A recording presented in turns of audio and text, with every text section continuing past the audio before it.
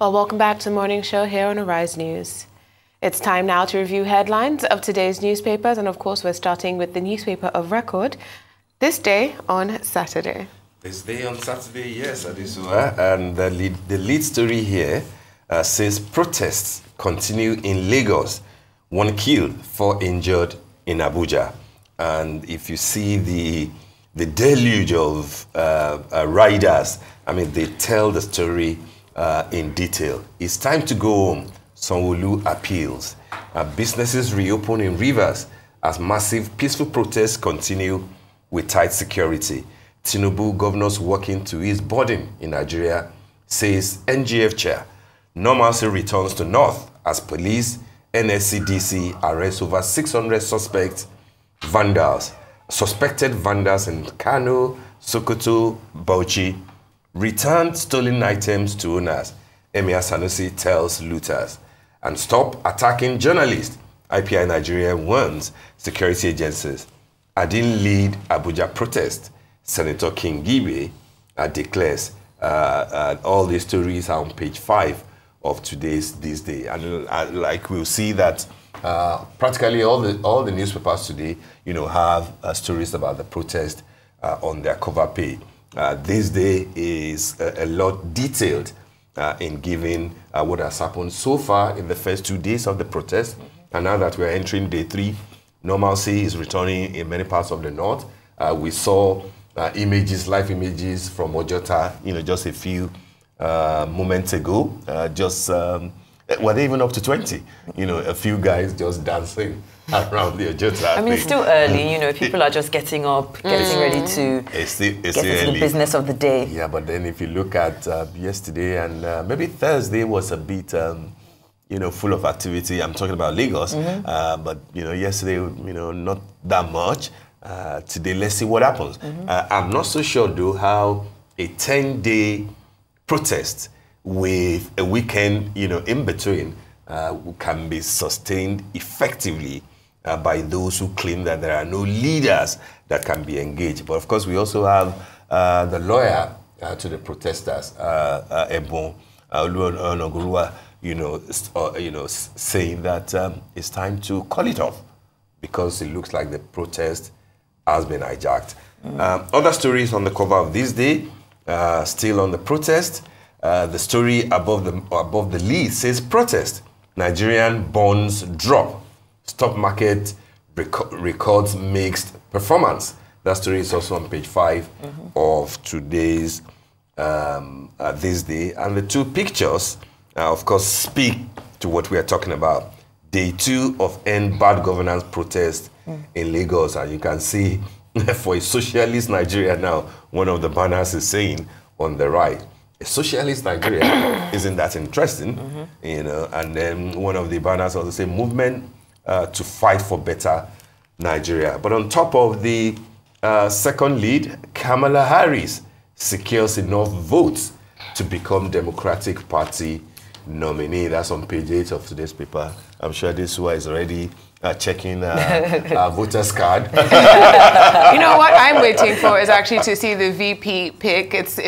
It seems like it's being whittled down to maybe 3 or 4. Shapiro, isn't it? I've heard Shapiro lots. I've heard Buttigieg. I've heard... Buttigieg? Yeah, which is interesting. I did not see that coming. I doubt it. I do doubt it, but also the governor out of Minnesota. So, Waltz. Minnesota. Yes. Yeah. So I think it's exciting. I hope she's able to maintain momentum. And also not get distracted by Trump and Trumpists. Distractions will come. Yes, but they need to stay on message. I think one thing that is missing right now is actually a message. Well, I'm sure we're going to be, hearing more from her soon. But just to quickly touch on the candidates, of course, Josh Shapiro, governor of Pennsylvania, that name has come up, and that's a very important state when it comes to like the elections. Mark Kelly, the senator of Arizona, as well, his name has come up. He has a service record. Yeah, and but people are saying that because their ticket is very light on foreign policy at the moment, he might be a good. But it's narrowed down to 3. It's not. Yeah. So Mark Kelly is no longer there, but the issue with George Shapiro is, especially when it comes to the Democratic base, he is not popular with some people in the Democratic Party. Why is that? He has issues with teacher unions and teachers within his state. And so even within his state, there are some and that's a very important voting bloc for the Democrats is the unions. And so if you have problems with the unions within your state, he has a sharp tongue, though. And also there was an op-ed. An op-ed did come out in Pennsylvania actually against him, saying that Kamala should not choose him, and it's the biggest newspaper within his state. So it's something to be taken into consideration if you're not a hometown boy. That's another thing that has come up. That's the governor of North Carolina, which is also he can't leave North Carolina. Our lieutenant governor, he's not in the top 3, and the lieutenant governor of, I say I've left North Carolina a long time ago, but the lieutenant governor of North Carolina is more Trump than Trump himself. He is cuckoo for Cocoa Puffs, for lack of better terms. All right, then we'll be living vicariously through you when you go and vote at this one. In all this, we'll be entertained as we move forward. But I know that September and October will be important months after all the choosing candidates, choosing VPs and everything. Definitely. And then we can now settle down to real issues and debates and discussions. All right, a few other stories in today's this day. CBN moves to tackle growing forex demand with retail Dutch auction system. That's on page 6 of today's This Day. And of course, the last but not the least, the story on the window, S&P report anticipates Dangote refinery to shake up international crude oil market when fully operational. And that's an important story there. Given a discussion with Mr. Emeka just a few moments ago, who seems to not to have seen the big picture of what the Dangote refinery portends for Nigeria and for the stability of the Naira, and everything. I like the fact that he did mention that, there are other refineries, the modular ones and stuff, and then if all the 4 from government also come back on stream, which we pray for, things will get better. But let's deal with where we are today, and it looks like hope for many Nigerians rest with the Dangote refinery, and that shouldn't be shattered in any way. What do we have there? Saturday Telegraph? All right, the Saturday Telegraph, the major story, which is what we've all been talking about, and as our major headline today, says, show solidarity, join protest, Atiku tells Nigerians, take early warning signals of danger seriously. This quote from Obi says, I wasn't part of protest. We didn't lead action in FCT, signed off by Senator Kingibe. 326 suspects arrested in Kano as operatives nab 81 in Sokoto. When they say suspects...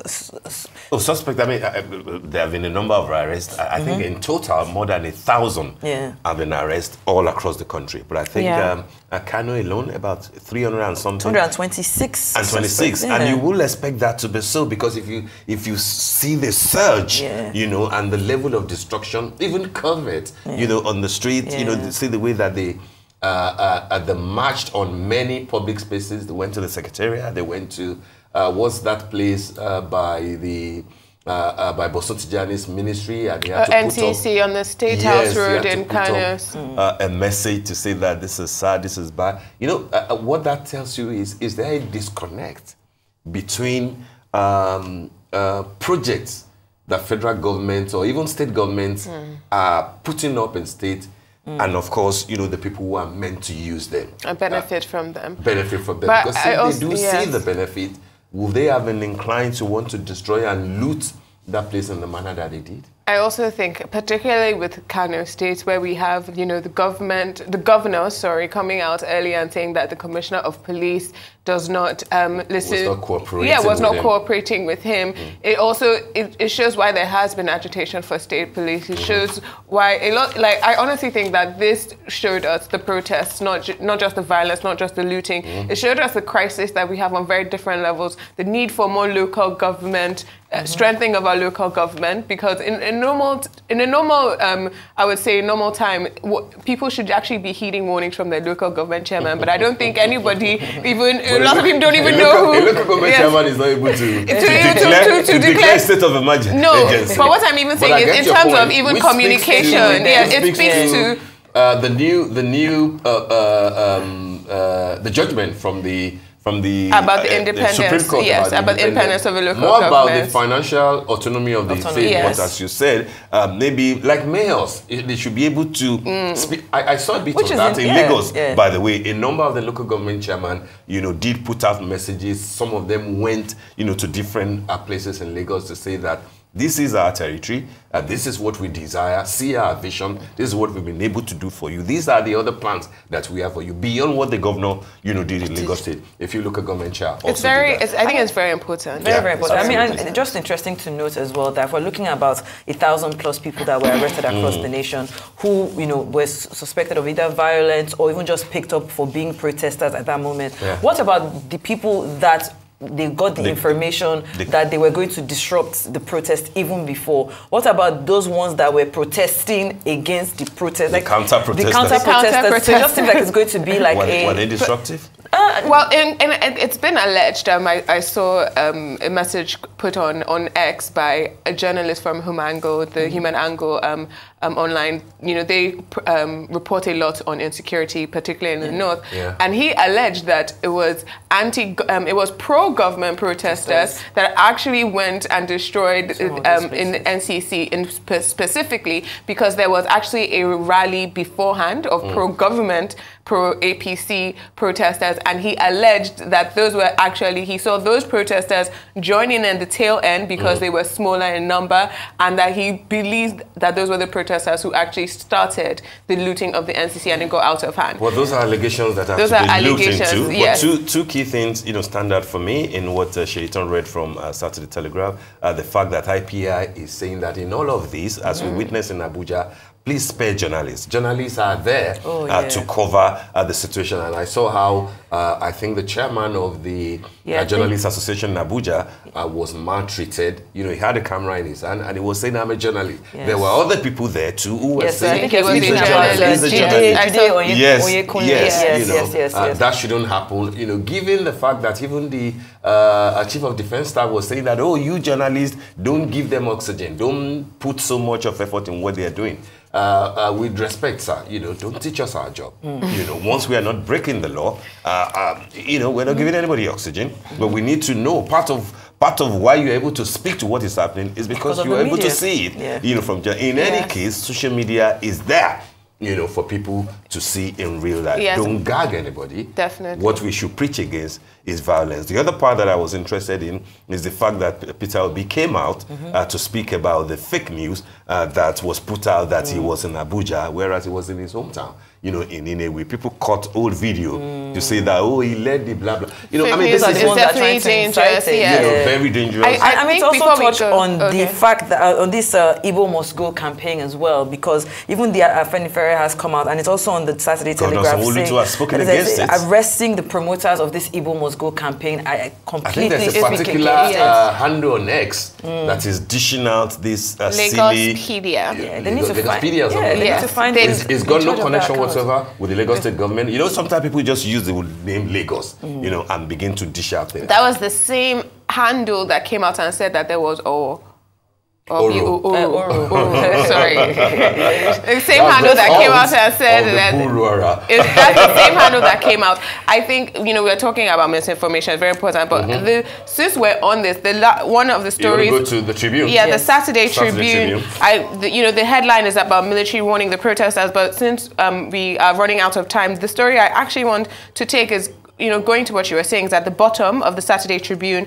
We can't succeed if we are divided. Poverty has no color. And I think that is the most important thing now, is that if we're seeing this Igbo Must Go, which is absolutely abhorrent, if we're seeing so much division, we can see across the country, poverty has no color, it has no tribe, it has no religion. If people are coming out to say end bad governance in all regions of the country, or most regions of the country, we've seen at least 18 states that had active protests, it should demonstrate to us that our problems are very similar, are the same, and that we honestly, I think this is from Professor Falola, and I think it's incredibly important that we can't succeed if we are divided. You're very correct, and that is similar to what Saturday Vanguard has to as his lead story. It says as the kicker, a nation divided by hardship, and the headline is saying how hunger protests exposed our growing divisions, which was the reason why I asked our first guest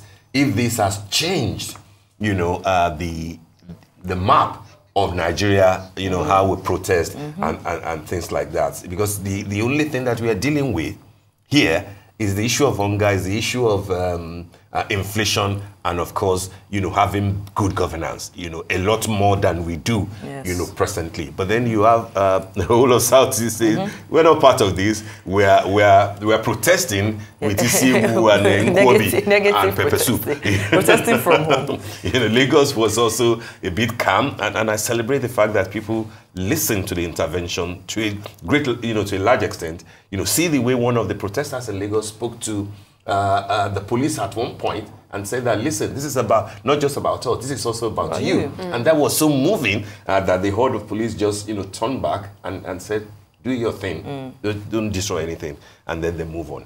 The point, therefore, is that protests are allowed in a democracy. You are allowed to criticize, you are allowed to offer suggestions, but you are not allowed to turn violent. You are not allowed to destroy public properties, because at the end of the day, it is still your money, still taxpayers' taxes, money, that will be used. Do we have time for any more paper, or we have to run? I think we have to run. Okay, we can do one more paper. One more paper. Okay. Do we have The Nation? I believe somewhere I think The Nation is there. Yes, The Nation is there.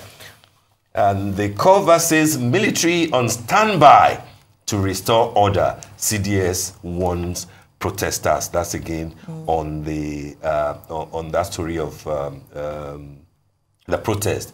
Sanwo-Olu condemns threats to Igbo in Lagos. That's a good thing to do for a progressive leader. And Sanusi to protesters, don't be used to destroy Kano. But there's a human angle story from The Nation there. Row over murder of popular Ondo Ketura. I see that this has been trending on social media. An investigation reveals face-off with lover over unpaid debt, estranged husband, children. Others demand justice. I'm not sure of the details. It's going to be found on page 2 in The Nation. Of The Nation of today. That is an important thing, but of course it will be within the purview of the police to look into it. All right then. That brings us to the end of the morning show today. Thank you for watching, and do keep our country safe. I'm Steve Ayorinde. Thanks for sticking with us. I'm Adesu Agiwa-Osage. And I'm Shaiton Atigari from our entire team here in Lagos, Nigeria. Enjoy the rest of your morning and, of course, the rest of your day.